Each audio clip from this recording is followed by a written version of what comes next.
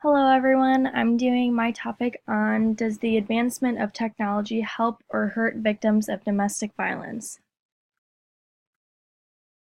Just some background information of why this topic is interesting to me. I took a class at Lakeland called Dynamics of Domestic Violence, and after that I became really involved with HOPE. And through this class, I obtained my 40-hour certificate, and that's pretty much just a certificate stating that I'm able to counsel domestic violence victims. And at Hope is where I did my internship, and I was extremely involved, and even now I'm still very involved in it. And I listed the different types of abuse because I know that many people think that abuse is just physical abuse, but it's 6 different things: physical abuse, emotional abuse, verbal abuse, economic abuse, mental abuse, and sexual abuse. So the different technology within domestic violence, something that's really important to think about, I listed public police records, and I don't know if you guys have ever heard of Judici, but it's a really important website that domestic violence victims use, and this is something anyone can use. It's a public records website where you can look someone up and kind of see their background information, what they've gotten arrested for. The next thing is social media. Social media may help or hurt with your case. A lot of people are really dumb when it comes to social media and they put everything on there. So it wouldn't surprise me if people use that stuff against someone in a case.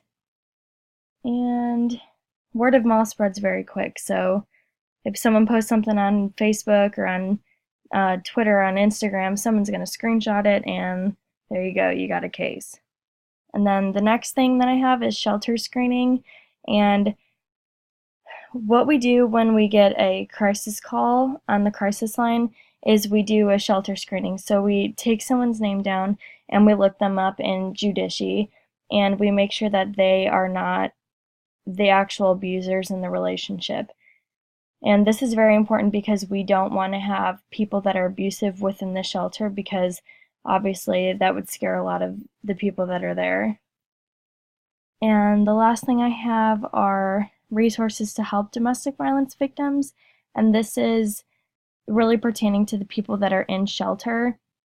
And this is very important. When I was doing my internship, different things that I had to help the clients with were job applications, to get back up on their feet and do things on their own again, different housing applications, whether it be transitional housing or housing of their own.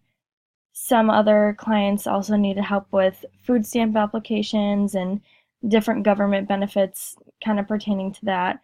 And I also had to write a lot of different letters to different offices stating that those women were living in shelter and they could receive those benefits. And another thing I wanted to state was that technology within domestic violence victims should not be taken away. They're not doing anything wrong in the first place, so they should not have that stripped from them. And another thing that I think we just need to be working on is better security. We just need to make sure that everything is secure and no one can see, what's going on within things that we can control. I mean, not things like social media. And that's it. I hope you guys learned something, and I'm really excited to hear everyone else's presentations.